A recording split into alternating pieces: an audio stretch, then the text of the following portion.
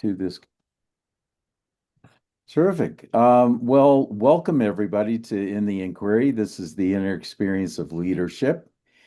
And today we're going to be speaking with Jay Mishra. He's the Chief Product and Technology Officer at Astera AI, where he's been building what the company calls the agentic data stack for over 13 years. And Jay's career really spans the full arc of enterprise data, from early data integration work through the cloud revolution, the Gen AI wave, and now the frontier of agentic AI for Fortune 500 companies. He's been at Astera AI through every phase of that transformation, moving through engineering, operations, and product leadership before becoming the CPTO. So what caught my attention, the reason I reached out to Jay isn't the technology, it's the specific challenge of leading a company through multiple waves of what AI was supposed to be and what actually it became. So each wave brought new pressure, new expectations and decisions about what to build, what to hold firm on, and what to let go of. That's a leader who has had to separate signal from noise about the technology, about the market, and about the company itself over and over again for more than a decade. That's what In the Inquiry is built for. Jay, welcome. Thank you. It's a pleasure to be here. So, Jay, before we get to the first question, it's really the same format as always. I ask, you talk, no right answers. Take whatever time you need. So if you're ready, we'll get started. Let's do it. All right. So you've been at Astra for 13 years through data integration, cloud, Gen AI, and now agentic AI. So I want to start not with where you are now, but with what that journey has actually felt like from the inside. When a new wave arrives and market starts telling you this is what everything needs to become, how do you know when to move and when to hold? So I'll start with saying that it has not been only 13 years, much longer, and been through many more pivots, I would say. Um, Starting with the early 2010s when we launched the first cut of the product, and it was the first time you were seeing a wave of a no code, low code solution where you don't need to write code to build products. And we were among the first wave, I would say, of the companies that are trying to do that for something as complex as data integration, analytics overall, business intelligence overall umbrella that is. And we were, I would say that we were right in time for that. But then we saw this whole momentum shifting towards cloud. And then, as you mentioned, there are a few more waves. The most recent one being the agentic solutions that are powered using data ecosystem. And among all these, what I would say is has been common is the decision making does not change. It stays the same. The process, I would say, stays the same because every single time we have seen that whenever there's a new buzzword, or for example, the big data was a big deal just about 10, 12 years ago. Cloud, whenever such waves come, it appears as if you're paying attention to the media or social media, it appears as if whatever you have done in the past has no value. Everything has to be redone, and therefore sometimes pivots are required. But what I have realized is that the core of the basics, I would say, about what you can offer to the customers and what you're building, sometimes just stays the same. The hype is always going to come in the way of seeing through that what is important, what is not important. For all our pivots, this is what we did, and I would be very honest that in the beginning, of course, the first one or two pivots, I did not even know that how did we make those decisions. But we can draw from experience, and I can say that in past two pivots, we knew exactly what we're doing. Mhm. Though imagine that what happened with the Gen AI wave, obituary being written about, whatever you have done in software, whatever you've done in SaaS is gone. It's not going to work anymore. To a certain extent, that is true as well. But to see through that noise and understand what is going to hold, where you need to make changes. That I believe it became kind of easier for us with the experience that we have had in the past. So that's how I see it. That we learned in the beginning. I would say the first half of my career, and the second half, I've been lucky enough to learn from those pivots and see that what makes sense and what doesn't. Yeah, got it. So each wave you've navigated kind of had its own version of the hype cycle, as you call it, the hype. The moment where, where the external noise about what AI is supposed to be gets very loud. What does that noise do to your own read on what Astera actually needs, and how do you protect that signal? Yeah, it's not easy. Especially, I spend quite a bit of time on X, erstwhile Twitter, because that is the place where a lot of my peers hang out, or we exchange ideas and follow what is happening.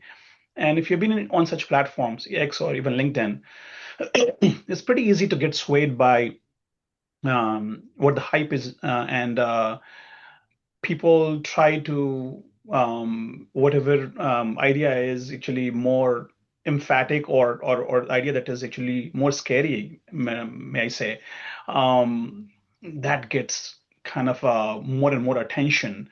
And going back about 2.5, 3 years ago when Gen AI came to picture, um, I remember a lot of our customers, they started to ask, is this are you guys doing anything about Gen AI? Is this product going to be useful for us in future?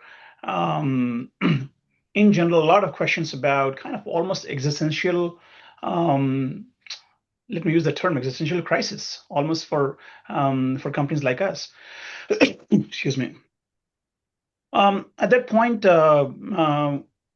we knew that the way software is written and that is the way it is consumed is going to change. And to what extent, of course, it is anyone's guess at the time. And but one thing we knew for sure, that we have been in the industry long enough to know that the data or the information that is institutional knowledge for any company, that is going to be powering the companies for a very long time. Any company to work, they need to have the institutional knowledge, and that is stored in these databases, in these documents. That is not going to go away. Now, it's possible that the way it is consumed is going to change. The way it is going to be curated is going to change, and therefore we should pick the basics. What is not going to change? What we are absolutely sure about, and let's pivot around that.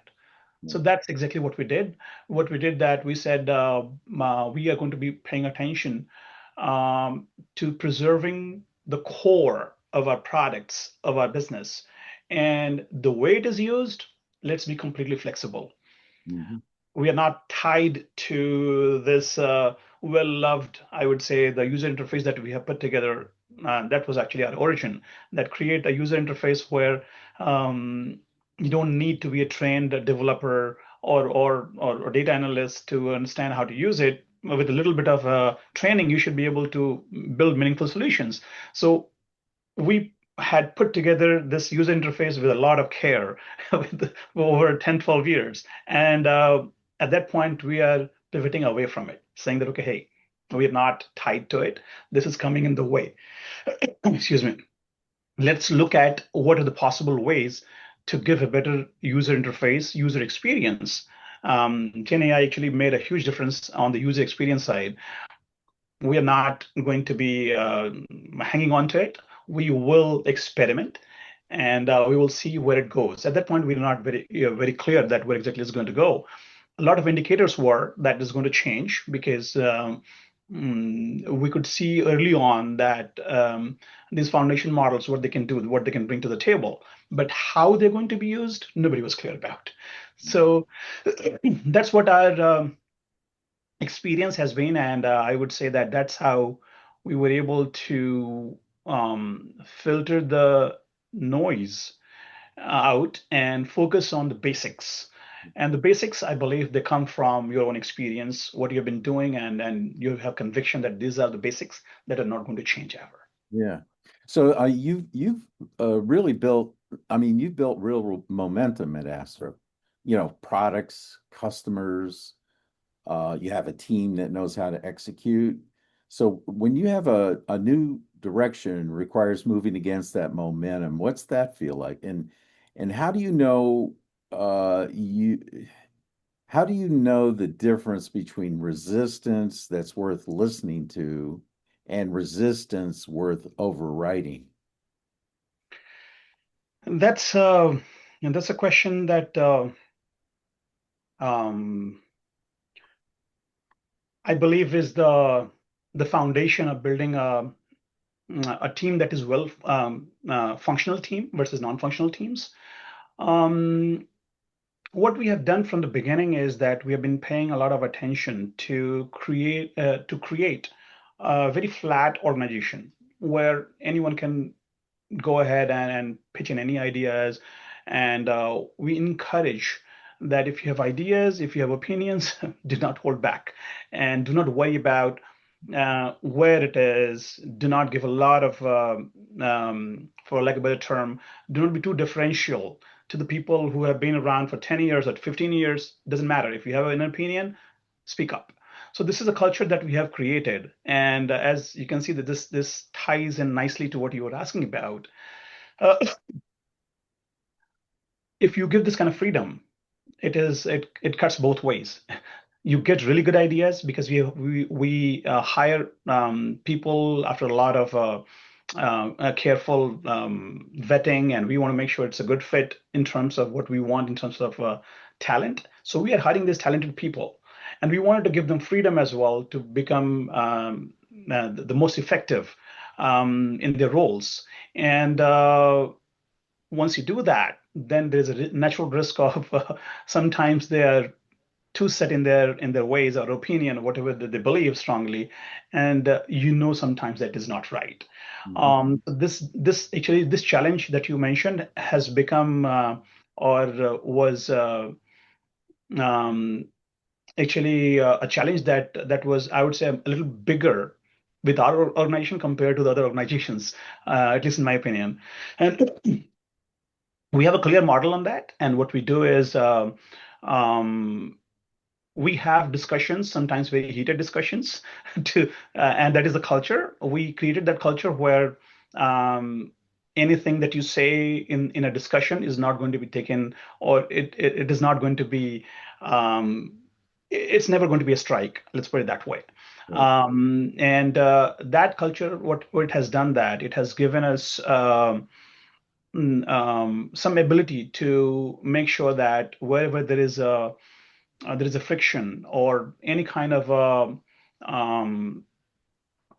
scenario where the decision is going in the wrong direction because someone is insisting on it, that automatically gets unraveled because the same ability or same power or empowerment is given to everyone. See, if there is like 10 people in that discussion, someone is stubborn with one idea, there are nine other people who are going to take it apart. And it's going to unravel, and then they realize that okay, there was something wrong with the idea. But if everyone in the room agrees on something, that means basically the idea is good, and we have to go with that.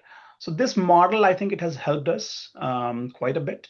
But still, I would say that there are some such scenarios where we know that collectively the group is making a wrong decision. There, where with our experience we have to intervene. It happens rarely, but it does happen. There we know that okay, and then what I do is I be very transparent and I'll talk about why I think this way, what I have seen 10 years ago, what I have seen 8 years ago, how it unfolded. and then you present that view, and that makes a difference. The person who's presenting it, they realize that, okay, hey, yes, I could not see it from where I am in my career with my experience, and I can learn from the experience of the people who have been there. So normally it resolves by itself. Mhm. So I want to talk a little, I want to pick up on that, what happens, kind of as strategy moves through layers. And you described it in this way in your message to me. It was leading through successive waves of transformation while helping the organization maintain clarity and focus. So I want to stay on that phrase. What does it actually cost to keep an organization clear when the category keeps redefining itself? Yeah, that's a real challenge. And we did not have answers. At least at that point when we were making those decisions, we were not very clear where it's going to go. But some fundamental principles, I would say, that stayed the same throughout all the pivots. And one was the belief in the role of data that is being played in decision making for any organization. And we believe that quality data, that's our motto, the quality data, if we can deliver to anyone, it has a lot of value. Hmm. So quality data delivery, as simple as that motto, and of course there are tons of components, some tons of products. They are working towards it. So that's the goal. That's the end goal where you get quality data delivered, but it is not going to lose value ever. So I give one example. We have certain, I would say, basics that we have defined, and we believe that that is never going to change. And we keep working towards that. If even if we have to do make pivots, we'll see that how we can still address that in a different way, maybe. So one example that comes to my mind is um, the the times when our customers, some of them, they started to ask when cloud was getting introduced, and we were still on-prem solution, working with the old school licensing of perpetual license, and then there's going to be 20% maintenance every year. So that is a long time ago, but we could see that some customers, they wanted to move to a cloud-based solution where they don't want to maintain the hardware and all that. Um, that was getting established and everyone was accepting it. But we did have some customers who insisted on having their own on-prem install base. They do not want to touch cloud. And actually, we do have some customers still who do not go to cloud. They want to stay on-prem. So this is the mix that we had, and there we had to make a decision that, excuse me, do we go completely in cloud and force our customers to go to cloud, or continue with this hybrid approach where the cost is high because you're maintaining in cloud and on-prem. Um, so there we actually learned with our experience as well that our customers have been loyal to us, and there's a good reason that that happens. We listen to them. We work very closely with our customers. We take every single feedback very, very seriously. And we have made a lot of changes to the product, a lot of features. We have come to product because of the requests from our customers. So Mhm. that relationship was our North Star. We said, okay, whatever the customers are saying, though it may be painful for us to create two different install base, one on-prem and one in cloud, we'll go with that. Mhm. And I'm glad that we did.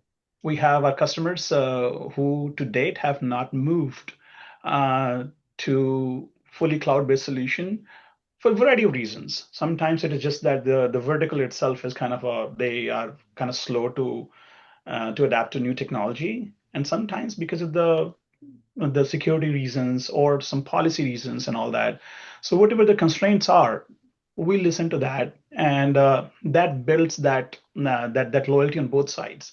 And we have, as a result, those customers. They have been with us for our average tenure of a customer is about 9 years, 7 to 9 years. This is long, uh, you know, uh, by industry standards, it's pretty high. So customers tend to stick around because they also listen to what they treat us as partners. So this is one of another founding, or I would say the basic principles where we value quite a bit the loyalty, and it's both ways, right? So we are loyal to the customers in our own ways, showing that okay, what their requirements are, we are paying a lot of attention to, and in return, they are loyal to the company. Mhm. So I want to talk about something that I identified in my book, which is called Clear Signal.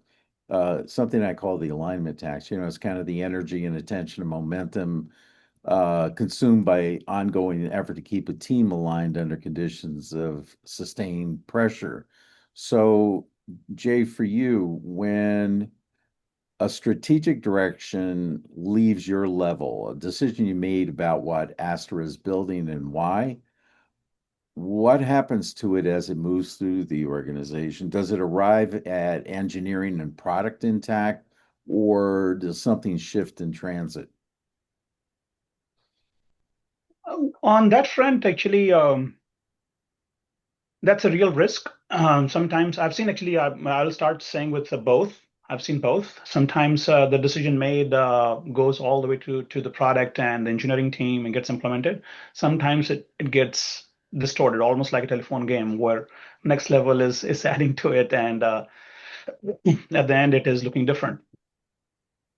What has helped us on that front is this flat structure, and also on the key people in the company. We have made it almost like a company culture that we switch a lot of hats. And after sitting through, let's say, the design sessions and the whiteboarding and all that, if it is getting to implementation, I will get into that too. I will go and basically work with an engineer who is implementing it, and I will look at that level too. So I get involved with all different levels. So this is actually a model that I believe has helped us quite a bit, and that helps us on that front where what you envisioned is actually getting implemented. Mhm. Um, I cannot say it happens 100%. It's almost impossible to do that with a large organization. I mean, we are still very small compared to our peers, but still decent sized team. And there it becomes kind of difficult to have it implemented 100%. But we do get most of the decision making that happens at the top is getting implemented at the engineering level as well. Mhm. So I've seen in my career, you know, building through multiple acquisitions and partnerships requires different parts of the organization to be moving in the same direction at the same time. Where does that alignment break down most reliably, and what do most leaders conclude is the problem when it often isn't? Yeah, that's a two-part question. I'll start with the first one.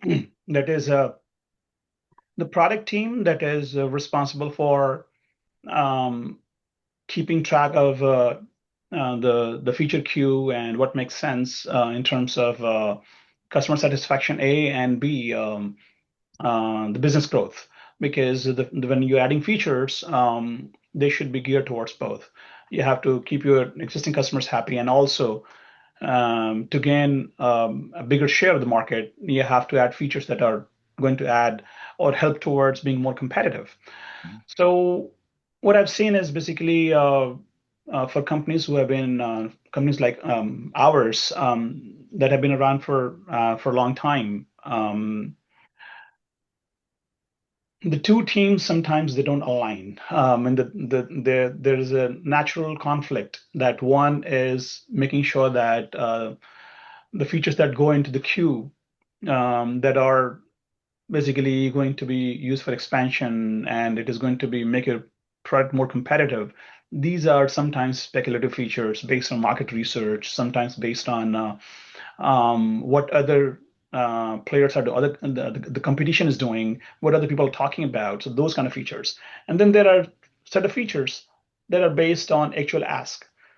A real user has done something, they have found that, okay, here is a feature. If it is added, it is going to add value to my process. So those features are completely vetted, and there is a real value add with those features. So I've seen that those two teams sometimes they are in conflict, and sometimes there'll be discussions around what should be the priority. And it's basically in terms of if I look at the whole McKinsey model of looking at different horizons, um, this is where we like to fit it. And of course, sometimes it is theoretically it makes sense that okay, what is going to be your third horizon, and all that we start looking at that. But the most of the conflicts come from the difference between first horizon and second horizon. And what we have done is that we have created a model where it's a balance. What we do is that, okay, hey, we are adding two features from here, I will add two from here. Most of the cases it works out, but sometimes it is still not the ideal scenario. But yeah, that is what I found most challenging to find the balance between those two. Mhm. So, you've been at Astera now, I mean, for over 13 years. Obviously, that's unusual in Silicon Valley, where kind of the norm is to move every 2 to 3 years. So I want to ask you about what it's like to lead a company through that arc, not, not as an outsider brought in to transform it, but as someone who's been inside it through, every version of itself. What does that do to how you see the organization, and what does it do to how you see your own leadership? Absolutely. So I see my career as a kind of um, different from the regular path. Every 3 to 5 years, I've changed my role within the same organization, and it has been progression from engineering to leading engineering to going to operations, then coming to product and technology. So I would say even within the company and my career, there are pivots for my own career where I have changed the path, and sometimes the skills that I learned, let's say from engineering leadership perspective, may not be applicable, or actually sometimes it is going to be in the way of performing for the next role. Mhm. Um, and to unlearn that, or to say that, okay, this is not as important, that was a real challenge. But I see that as a part of growth. This is how you grow. Being going into the uncomfortable area, the territory where you're truly uncomfortable, and learning what is required, and making sure that you're not bringing any baggage from the previous role. So yeah, so I've done that at least 3 times, and gone into roles that are not direct transition from, or I would say connected transition from the previous role. And at this point, I would use this phrase that I was using earlier, that we switch a lot of hats, and I'm comfortable donning any of those hats. So you've been able to work very effectively, almost by engineering, going into the unfamiliar in a sense. So Wharton executive education, Fortune 500 clients. You have a significant market position. There's a lot of external signal about what success looks like for Astra. How much of that external definition of success are you operating from? And how much of it have you had to set aside to see clearly what the company actually needs? That's um, actually, I would start with a little bit of my own personal perspective, and then go into the question. So all my growth has been kind of inside the company. Of course, I have been working with our customers, Fortune 500 companies. There are dozens of customers all over the Northern America, Europe. We have customers in Asia Pacific as well. So interaction with them, of course, gives perspective, but my growth has been primarily within the company. So the culture stays the same. That was the challenge. But going into executive education with Wharton, then also I'm on board advisory board for some nonprofits that are helping create the credentials and actually helping the people impacted by AI to for their retooling and making sure that they're reskilled and they are able to get back to workforce. So I stepped out of just the company's, I would say, lane, and I've explored from outside to just gain an outsider's perspective as well, to make sure that I understand this entire area in a holistic way. So I believe at this point I have a pretty good idea of where my role is and what I'm doing for the company and how, from the company's perspective, um, what is the optimal combination of the skills and what is needed to what I need to bring to the table to um, make the company successful, I would say. And company has been doing pretty well, but the validation from outside as well, using the frameworks and all that that has started working, I can apply all of those, and I can see that a lot of decisions that we made, a lot of things we created, they were created using just experience. But even with the scrutiny of all these frameworks, uh, they, it all works out. Actually, it is matching with, if we had made those decisions using the frameworks, we'll arrive at the same conclusion. So it's a good validation to see from outside's perspective as well, that how we have been doing, and it was really good to see that from outside's perspective, that whatever decision we made, they were done correctly. Mm. So yeah, so overall, I would say that we are in a good spot. The industry is doing well. The data and AI intersection, that is very exciting, because data, we believe, is what powers the Mm. whole wave of these agentic solutions. So like humans, we make decisions based on information. How is an agent going to make a decision? It's going to be fed curated data sets. That is what the context is. This is what the information is, institutional information, based on which it's going to make right decisions. And this is the business we have been in. And then we added the whole agentic AI layer. So I believe that we are at the right place. Got it. Jay, what do you protect most fiercely as a leader right now? Not in terms of the product or the market position. I'm talking internally. What internal condition do you work hardest to maintain so that your own signal stays accessible? Absolutely. One is that in terms of culture, I want to make sure that the people are given complete independence. I talked about earlier as well, that people who we hire, talented people, they should be given complete freedom to do think in their own way, and be able to present it without having any fear of repercussions, right? So that is something that we want to create as a culture, and we have been working on it. And to date, I emphasize on that in any meetings or wherever there is any review happening. I make sure that that is conveyed. So that is one thing that has helped us quite a bit.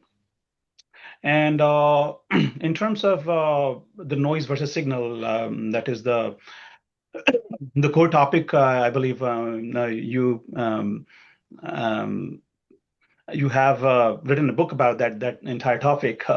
So noise versus signal, I believe it everybody has their own framework that evolves with your experience, and we as company culture, of course, for the company, we have created that system where everybody is allowed to make a lot of noise, actually, and the signal emerges from the noise if there's enough noise, if that makes sense. So what we have done is that we have given everyone that freedom to talk about it, talk about whatever they feel, and talk about it openly.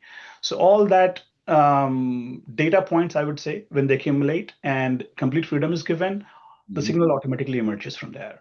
So that's what we believe in, and that is, I would say, the collective decision making, or collective data analysis or noise analysis, if you if you want to use the terminology. So that's how we have been making decisions for the products and technology for Astera. So Jay, you've built something real over these, vast number of years. There's identity in that. So when a decision requires moving against what built the company, when the right call challenges the story of how Astera got here, what does that feel like from the inside?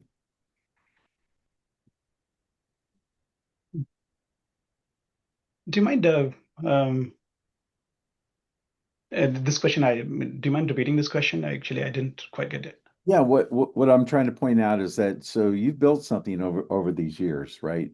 There's an identity that's associated with that. Mm, So um, when you have a decision that requires moving against what built the company, right. you know, when sort of the right call challenges that story of how you Mm, got to where you are, what does that feel like from the inside? I see.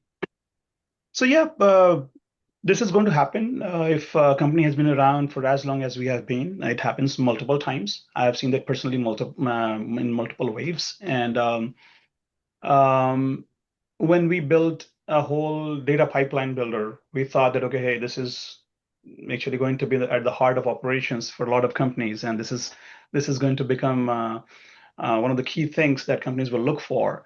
And then came the wave of, okay, hey, unstructured data. You have to deal with that. And that is something that was not known until that time, that this can be as important as what you're doing with the structured data. Mhm. So that is one example, but there are multiple such examples where the product that we build with a lot of care and learning from the customers, and we get to a point where we believe that this is it. But then there is a new wave comes in, and then we realize that of course there's some oversight as well, that we did not think about this part, and that is very very I would say human thing to human thing to do, or it happens with every company where there are certain areas where we are very strong at, and we tie our identity that, okay, here is the data integration platform or data management platform we built. But then comes a wave like AI, Gen AI wave, and now we are data stack plus AI stack company, right? So we have to address, and we cannot get too attached to what we have built. The idea is that the core principles that I have been talking about throughout our conversation is that our goal is to help our customers um, get the best value out of their data. Mhm. In what possible way, we don't know. At this point, this is the best possible way. Possible in a couple of years, 3 years, it changes. And that's what has been happening, and we address or we respond to those scenarios, and we evolve. So that's how now we have made all these pivots, and at this point, we are where we are. Yeah. So looking back across these many years that you've been involved with this, the integration era, the cloud transition, the Gen AI moment, now agentic AI, what decision would you most want to revisit? Not that you would change it, just to understand it better. Speaking of which, I think I would go back to the decision that we made after COVID hit. So pandemic was, black swan event in so many different ways, Mhm. and at that point. Our growth rate was pretty good. We were getting a lot of steam with our existing customers, getting new prospects, and then suddenly everything, kind of put on hold. And then we were thinking that no, we nobody knew that what is going to happen. But then we saw something exactly opposite of that. A lot more demand started to come in, and that demand, I believe, um, put us in a very complacent state. And what we did that we just thought that, okay, it is going to grow like this, and we hired a lot more people than we should have. We started to spend in a different way, so it made a behavioral change in the way we used um, to plan for future. Let's put it that way. And that one decision, I would say. if given a chance, I would revisit and do it in a different way, because that turned out to be actually a bad decision, and based on not a lot of good data. That was just based on, as you said, the signal versus noise. There was a lot of noise. A lot of peers were doing the same thing. There was in general the perception that this work from home. A lot of people are doing that, and this is the nature of workforce, and um, the demand is going to keep increasing. Market is expanding.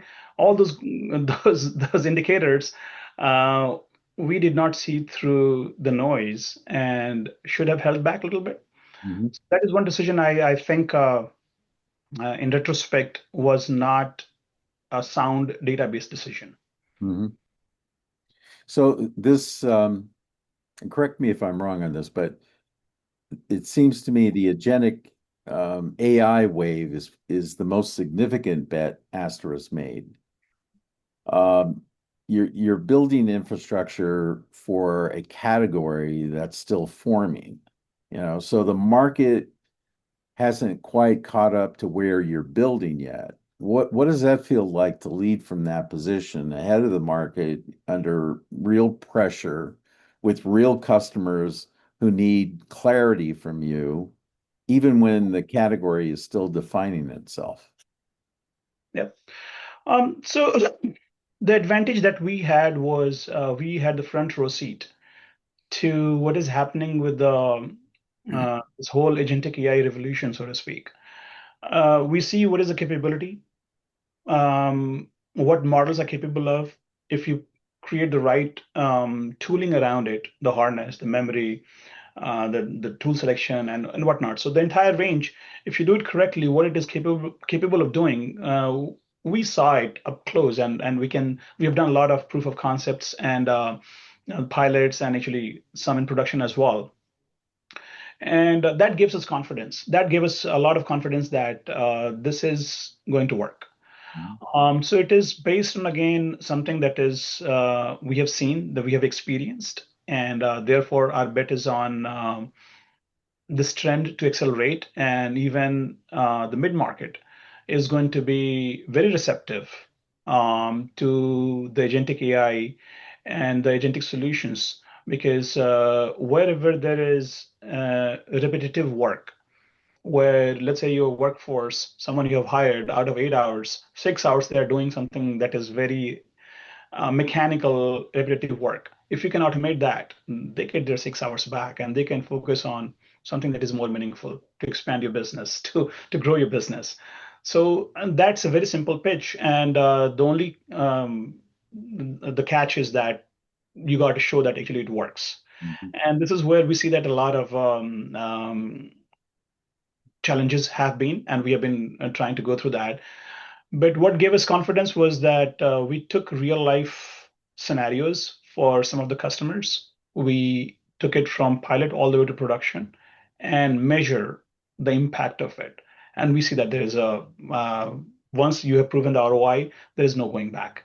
It is going to be a trend, and that we are betting on. And we believe that that's what the future of the data ecosystem Mhm. powering the agentic AI system is going to be. Mhm. So getting some altitude on this, if you could go back and give yourself one piece of advice at the moment you first had to navigate a significant technology wave that threatened to make Astra's existing strengths into liabilities, not so much about the technology or the strategy, but about how to lead through what was coming. What would that be, or what would it be? Yeah, so I would say the early changes that we made, under pressure, and with no experience, there are chances of making such mistakes where you get overwhelmed with what is happening, and Hmm. respond too strongly, too quickly. That is something that I would advise against. Take your time. Always it appears that this wave is going to sweep away everything, but it never happens. Even as strong a wave as what we saw with AI, it is not. going to completely change everything and the way business is done. Mm. So that is one core message that I believe we have internalized it and it has worked well for us. And that's what I would recommend for everyone else. Terrific. So I have one last question for you. It's kind of a question I ask every single guest that comes on the program, and that is, what's a question you think leaders in your position almost never get asked that you wish someone would ask? Great question. This is, I believe, there is no user manual of how to lead in a specific role. Everyone forms their, of course, there are some guidelines and some you can read up, you can read books, you can talk to your peers, mentors. There are different ways to learn, but I believe that if someone comes and asks me about what is my framework, what I have done with the actual frameworks and how I have evolved it, I would love to talk about it. I can write a blog about it. I can give a handbook about how to deal with certain scenarios. Um, I guess at some point I can write about that. But yes, I wish that someone comes to me and have a discussion about how would you address certain scenarios, how would you apply certain frameworks, what works, what doesn't. So kind of experience at this level, that specific kind of or my take about how to modify the standard frameworks and apply to my scenario. Um, that's something I would like to talk about that I rarely get asked. Got it. Well, so Jay, this has really been exactly the kind of conversation in the inquiry is built for. I want to thank you for being willing to sit inside these questions with me.